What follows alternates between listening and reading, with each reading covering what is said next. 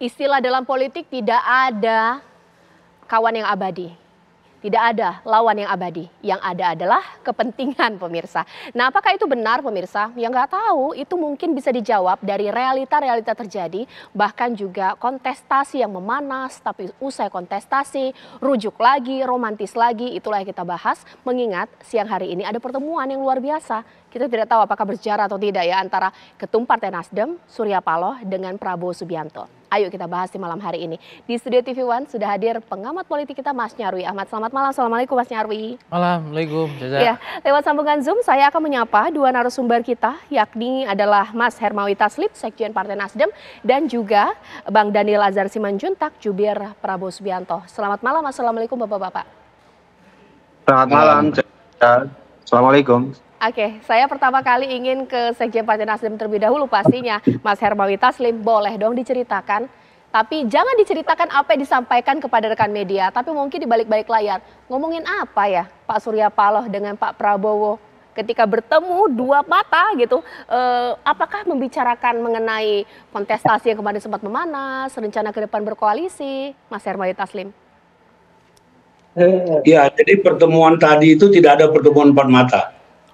Pertemuan tadi itu Pak Prabowo didampingi oleh beberapa pengurus teras Gerindra dan Pak Surya, kami dampingi 6 orang. Jadi pertemuannya terbuka, cair. Kalau tadi dikatakan tidak ada teman yang abadi, saya kira pertemanan Pak Surya Paloh dan Pak Prabowo itu justru bisa dikatakan pertemanan abadi. Tadi keduanya menceritakan mereka sudah bersahabat 40 tahun. Saya masih ingat tahun lalu ketika kami ke Hambalang, Pak Prabowo itu kan dia semangat dia itu kan rekonsiliatif, selalu mengajak. Dia juga waktu itu mengajak Nasdem bergabung dengan Gerindra. Waktu itu Pak Surya mengatakan kita sudah berteman 40 tahun, kita sudah memilih jalan masing-masing. Biar saja ini terjadi, kita berkompetisi. Setelah kompetisi selesai nanti kita menyambung kembali silaturahmi. Dan saya kira pertemuan tadi menjawab pernyataan Pak Surya Paloh ketika kami ke Hambalang. Tadi Pak Prabowo banyak bercerita tentang betapa capek dan melelahkan demokrasi ini, betapa prospek Indonesia sebagai negara besar itu terbuka luas, asal ada beberapa syarat yang beliau kemukakan, tapi satu syarat yang tadi beliau tekankan berulang-ulang adalah ada persatuan di antara elit. Beliau memberi beberapa contoh, Kongo dengan kekayaan alam yang berlimpah akhirnya menjadi negara miskin karena elitnya berkelahi terus dan seterusnya. Jadi inti tadi yang ingin disampaikan oleh Pak Prabowo dalam silaturahmi itu adalah betapa pentingnya persatuan, betapa pentingnya silaturahmi di antara pemimpin. Dan itu dijawab oleh Pak Surya Paloh. Memang semangatnya sama. Pak Surya Paloh juga senantiasa selalu mengembangkan apa yang kami sebut di sini sebagai silaturahmi kebangsaan. Jadi pertemuan tadi itu mempertautkan kembali dua hati yang selama setahun ini bukan berpisah, tapi merenggang karena kompetisi. Setelah kompetisi kita bersilaturahmi kembali. Tidak ada hal-hal yang positif yang spesifik yang dibicarakan, tapi lebih kepada hal-hal yang umum. Tadi juga di konferensi pers juga sebagian pembicaraan yang di atas itu diulang kembali karena kepintaran para media menggali pernyataan-pernyataan dari keduanya. Saya kira demikian sementara. Sekarang saya ke Bang Daniel. Bang Daniel, sudah dapat komentar tidak sih pendapat Pak Prabowo dari momen pertemuan malam hari ini? Puas tidak? Kalau saya ya ditanya, kok sedikit kecewa tidak ada pertemuan empat mata? Apakah ini pertemuan formalitas belaka dijamu dengan baik oleh Pak Surya Paloh atau bagaimana? Jadi Cak begini, saya sekaligus menggeser adigium yang Caca gunakan tadi, tidak ada teman abadi dalam politik. Dalam politik Indonesia yang khas begitu, kalau Pak Prabowo selalu menggunakan kata bahwasannya Indonesia itu punya kekhasan politik sendiri. Jadi sejatinya dalam politik, dalam kompetisi politik di Indonesia itu semuanya kawan, semuanya teman. Kalau anak Lubuk Pakam bilang berkawan ya kita semuanya. Gitu. Jadi kemudian ada saatnya kita berkompetisi, ada saatnya kemudian kita bersanding kembali, bekerja bersama untuk Indonesia yang lebih baik. Dan komitmen itu yang digunakan oleh Pak Prabowo dalam hal ini. Oleh sebab itulah Pak Prabowo selalu dalam posisi dalam saat kompetisi kita berlomba-lomba dalam kebaikan untuk bangsa dan negara, atau dalam bahasa agama fastabikul khairat. Nah, ketika selesai berkompetisi kita harus bekerja sama dalam konteks seperti apa?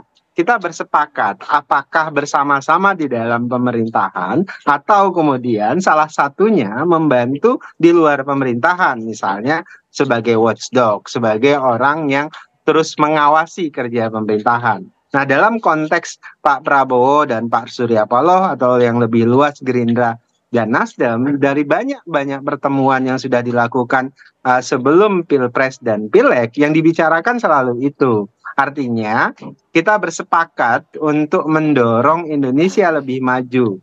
Nah, kemudian kita bersepakat bahwasannya Pak Surya Paloh, Nasdem, kemudian belum bisa bersama dalam satu kerjasama politik yang kita sebut koalisi Indonesia Maju. Ya silahkan. Nah, tetapi itu tidak bermakna kemudian kita bermusuhan, atau rivalitas itu kita maknain sebagai perlombaan untuk mencari formulasi yang baik. Nah, terkait dengan pembicaraan yang praksis, ya praksis misalnya kan Caca tentu berharap ada jawaban apa sih deal-deal politik dan sebagainya. Ya tentu, nah, kalau kemudian nanti Pak Surya Paloh dan Pak Prabowo bersepakat misalnya di dalam satu pemerintahan, tentu akan dibicarakan dengan baik-baik.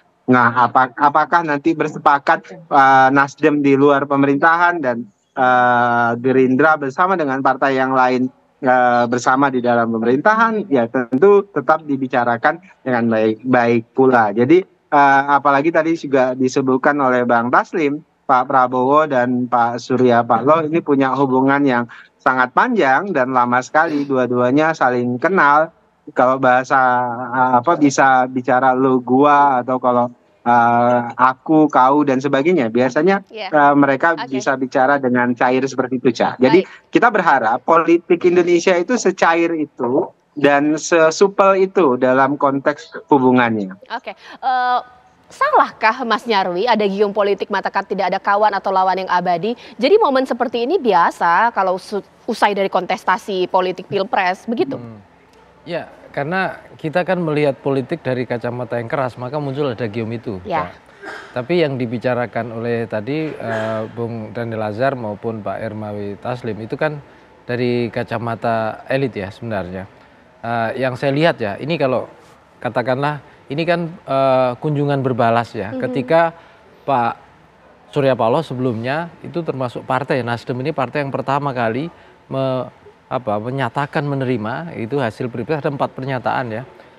Pilpres, Pileg itu dari putusan KPU diterima, kemudian bahkan ucapan selamat kepada Pak Prabowo Gibran sebagai pemenang. Saya kira itu sangat impresif di mata Pak Prabowo ya, sebagai sahabat lama juga ya di sana, dan kemudian muncul kunjungan berbalas.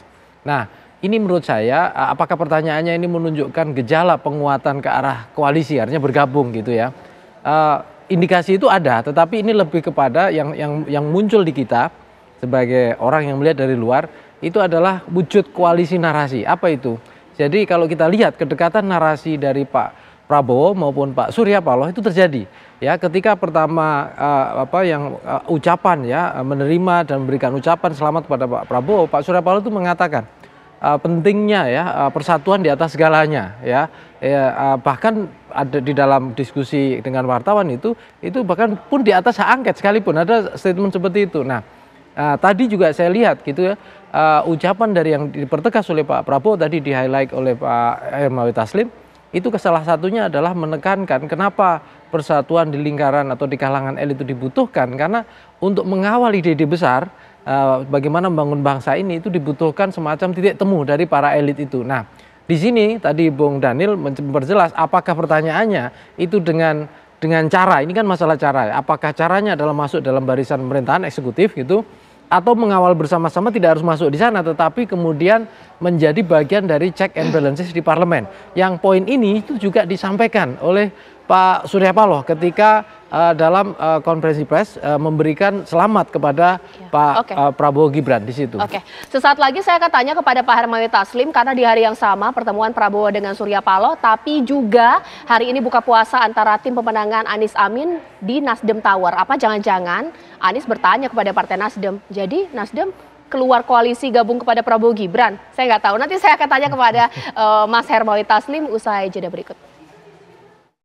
Saya ke Pak Hermawi Taslim ini, Pak. Hari ini kan Pak Anies juga ada di Nasdem Tower dan bertemu dengan tim pemenangan Amin. Apa komentar Pak Anies nih dengan momen pertemuan Pak Surya Paloh dengan Pak Prabowo? Apa jangan-jangan ada kecurigaan mau gabung ke koalisi? Padahal ada gugatan MK loh. Jadi gini, ini saya di lantai 8 di bawah sedang berbuka Pak Surya dan Pak Anies.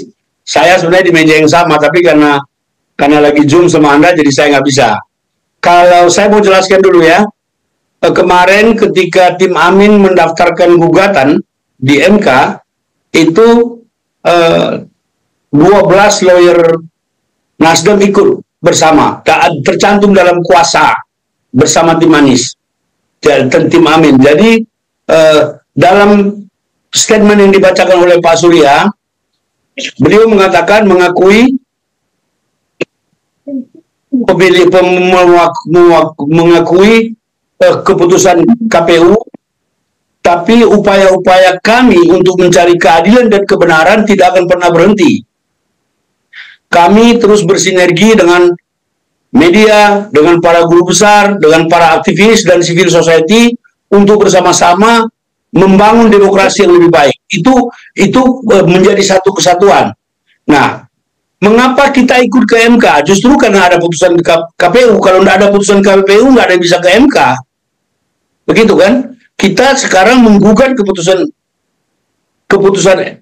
KPU yang menetapkan Pak Prabowo. Tetapi faktanya sekarang Pak Prabowo itu secara ke-KPU-an, secara ketentuan sudah menjadi presiden terpilih dan wakil presiden terpilih. Karena itu kita memberi ucapan selamat. Jadi tidak ada yang bertentangan. Nah, 3 hari yang lalu Pak Anies juga ke sini. Jadi Pak Anies itu sering sekali ke Nasdem. Kadang-kadang malah nggak pakai bilang, nggak ada janji. Biasa, beliau bisa beberapa jam di sini dan seterusnya. Dan ini seperti tadi Daniel katakan, ini bagian dari silaturahmi kebangsaan. Apapun pilihan kita, dimanapun nanti posisi Nasdem, kebersamaan sebagai anak bangsa harus dibangun. Oke, Pak RT. Sama mulianya seandainya Nasdem masuk dalam kekuasaan atau di luar juga banyak yang kita bisa.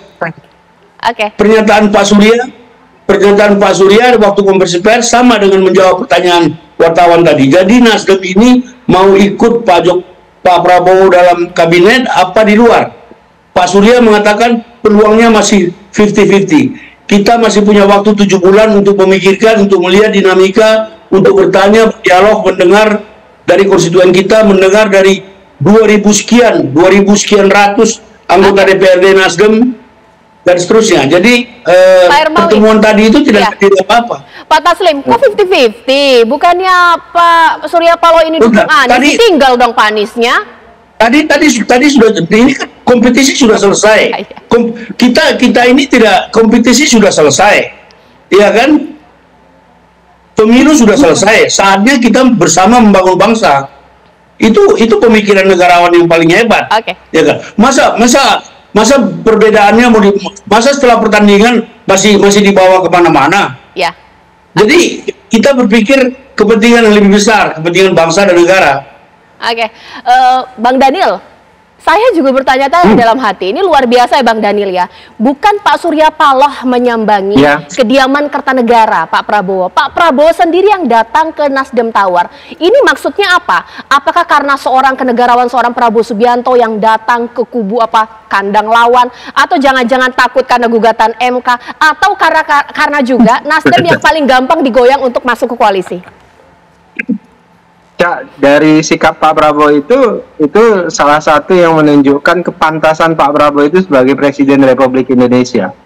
Jadi Pak Prabowo sejak awal memang berkomitmen untuk menjaga dan merawat persaudaraan dengan semua kompetitornya. dengan partai koalisi itu dijaga, ditempatkan secara egaliter, dengan kompetitor juga dihormati, ditempatkan secara proporsional. Nah, terkait dengan kenapa Pak Prabowo yang menyambangi langsung Partai Nasdem, itu adalah adab politik yang ingin ditunjukkan Pak Prabowo. Pak Prabowo tidak ingin bereforia dengan kemenangan. Jadi kan tidak ingin menang dengan mensoraki dan sebagainya. Tetapi ini adalah kemenangan bersama rakyat Indonesia, termasuk kemenangan Nasdem, karena Nasdem adalah bagian dari proses demokrasi yang kita lalui ini. Kalau tidak ada kompetitor seperti Nasdem yang punya jiwa kesatria, maka demokrasi kita ini tidak bisa dirawat dengan baik. Oleh sebab itulah ketika Pak Prabowo menyambangi, kemudian Pak Surya Paloh dan Partai Nasdem welcoming, kita sedang mengedukasi publik bahwasannya demokrasi kita itu harus tampil dengan cara begini, dengan cara yang sejuk, boleh keras ketika berkompetisi, namun selesai berkompetisi kita berangkulan. Kami sangat menghormati sikap Pak Surya Paloh dan Partai Nasdem yang kemudian ketika pengumuman KPU langsung mengucapkan selamat, langsung kemudian menyatakan bahwa menerima hasil pemilu, meskipun memang ada upaya mencari pembelaan hukum, dan itu hal yang wajar dan kami mendukung sepenuhnya. Tadi seperti disampaikan Pak Taslim, ingin mencari keadilan, ya Pak Prabowo juga dalam posisi ingin menghadirkan keadilan. Partai Gerindra juga ingin dalam posisi ingin mendorong keadilan. Partai Koalisi Indonesia Maju juga ingin punya komitmen mendorong keadilan. Jadi yang paling penting bagi kami adalah setelah kompetisi ini Pak Prabowo bisa dan Mas Gibran bisa membentuk pemerintahan yang kuat, baik itu di eksekutif dan tentu dukungan legislatif yang mumpuni, sehingga nanti kerja-kerja pemerintahan itu bisa akseleratif karena banyak sekali program-program yang harus dikerjakan oleh Pak Prabowo dan Mas Gibran, Caca. Jadi sikap Pak Prabowo ini sekali lagi saya ingin katakan menunjukkan bahwasannya ya kepatutan beliau memang sebagai pemimpin Republik Indonesia. Mas Nyarwi, boleh dong dikomentari. Jadi sebenarnya momen Pak Prabowo datang ke kantor Nasdem Tower ini karena memang ya jiwa negarawan seperti dikatakan Bang Daniel, atau karena memang ada gugatan MK juga yang ngeri-ngeri sedap, atau juga karena memang ya Nasdem paling mungkin untuk diajak bergabung koalisi? Ya, saya mulai dari yang kemungkinan yang terakhir dulu ya. Saya kira persahabatan Pak Prabowo tadi disampaikan juga itu udah lama ya dengan Pak Surya Paloh ya. Artinya dengan kondisi seperti itu sangat mungkin ya. Sebagai kawan itu kan saya kira kawan itu bisa dibutuhkan dalam posisi apapun kan gitu. Beberapa waktu lalu ketika Pak Prabowo diundang di Buka Puasa PAN, itu kan ada dia buat dua kriteria kan, kawan ketika dibutuhkan gitu, itu akan berbeda gitu ya, ketika hadir karena ada kebutuhan, kira-kira gitu. Nah, saya kira tadi Bung Daniel tuh sopan sekali ya menjelaskannya ya, tapi kalau mau saya pertegas itu Bung Daniel ya, Pak Prabowo itu juga berterima kasih ya, saya lihat menghadirkan kompetitor yang hebat seperti Mas Anies gitu. Bahkan di acara Bukber PAN itu kan disebutkan gara-gara ngasih skor 11 dari 100, kemudian para pendukung kasihan atau istilahnya ya simpati, kemudian dukungannya luar biasa, katanya jangan-jangan itu yang ikut mendorong kemenangan kan gitu. Itu ucapan terima kasih. Saya kira para tokoh ini ya Cak ya, ini menikmati istilahnya paham betul dan bisa merasakan game demokrasi, jadi tidak baper, tidak ini, dan justru ini sebagai istilahnya salah satu cara menjalin komunikasi kebangsaan juga. Jadi apa yang sudah lewat itu bagian dari game kan gitu. Tetapi memang Cak, ini juga ada muncul pertanyaan-pertanyaan ya, khususnya ke Bang Irma Taslim ya di Nasdem gitu. Kan ya misalnya mencari keadilan dan seterusnya. Saya kira itu bagus ya untuk penguatan demokrasi kita. Tetapi kan kita belum tahu ya, publik belum tahu materi gugatan apa misalnya dari tim Amin gitu ya, yang kemudian sampai sejauh mana itu katakanlah bisa dianggap tidak konsisten ya dengan dukungan atau sikap menerima hasil pemilu dari Pak Surya Paloh itu sendiri. Saya contohkan ini Cak, misalnya kalau ada materi yang meminta bahkan di gugatan itu supaya 02 kualifikasi gitu sebagai peserta pemilu karena faktor putusan MK yang sebelumnya. Nah kalau sampai ke situ, nah itu berarti sudah kontradiksi. Tapi kalau tidak sampai ke situ, nah itu berarti saya kira tidak ada kontradiksi dari empat pernyataan utama yang disampaikan Pak Surya Paloh ya, dari menerima, kemudian memberikan ucapan dan seterusnya, termasuk mendukung ya proses katakanlah evaluasi untuk penguatan demokrasi kita. Saya kira itu yang mungkin dugaan saya akan paling diminta istilahnya klarifikasi dan munculkan perdebatan nantinya itu kira-kira. Oke, Mas Taslim boleh dong dijawab. Kalau tidak salah ya, koreksi saya lah kalau salah. 2 hari sebelum pertemuan ini, statementnya Pak Surya Paloh ketika ditanya mengenai gabung koalisi belum menjadi prioritas kami. Tapi di hari ini menjadi 50-50. Jadi dong gabung koalisi itu berarti koalisi perubahan harus siap-siap menggelar bubaran panitia kah? Seperti apa? Saya mau jawab pernyataan terakhir. Kita baru bisa ke MK setelah ada putusan KPU. Yang kita gugat itu putusan KPU. Jadi nggak ada yang kontradiksi. Justru kita tidak akan pernah ke KPU kita tidak akan pernah ke MK sebelum KPU memutuskan sesuatu. Yang kedua, tadi jelas pernyataannya. Waktu pertanyaan wartawan, waktu konversi pers, Pak Surya mengatakan bergabung dengan koalisi bukan merupakan prioritas. Kalimatnya begitu ya. Nah tadi ditanya lagi, ini dengan sudah bertemu Pak Surya Paloh akan bergabung. Kemungkinannya tetap 50-50. Jadi apakah itu mau diterjemahkan seperti apa terserah. Tapi poin kami adalah kami masih tetap seperti yang dulu. Masih ada waktu 7 bulan untuk berpikir, dan di dalam atau di luar pemerintahan sama mulianya. Kita tetap bisa berbuat yang terbaik buat bangsa ini. Demikian. Iya, Bang Daniel senyum-senyum terus ini. Apakah senang ada pembubaran panitia dari koalisi perubahan? Karena tampaknya ini kemungkinan besar mau gabung di Nasdem. Nah, jadi gini, yang hari ini yang buka puasa di Nasdem hari ini adalah Nasdem bersama para anak yatim dengan undangan. Tidak ada hubungannya dengan Tim Amin. Oke, siap. Bang Daniel. Iya, tadi hari ini buka puasa di Nasdem itu adalah buka puasa antara Nasdem dan anak yatim, Mbak Caca, kata Bang Taslim. Nggak ada hubungannya dengan Amin. Bukan koalisi, ya. Oh, bukan koalisi, oke. Jadi saya mau katakan gini, kita ambil poin positifnya, Ca. Pertama adalah tadi penjelasan Mas Nyarwi bagus sekali. Elit memang sudah paham betul terkait dengan game demokrasi yang selama ini sudah kita lalui hampir 20 tahun lebih.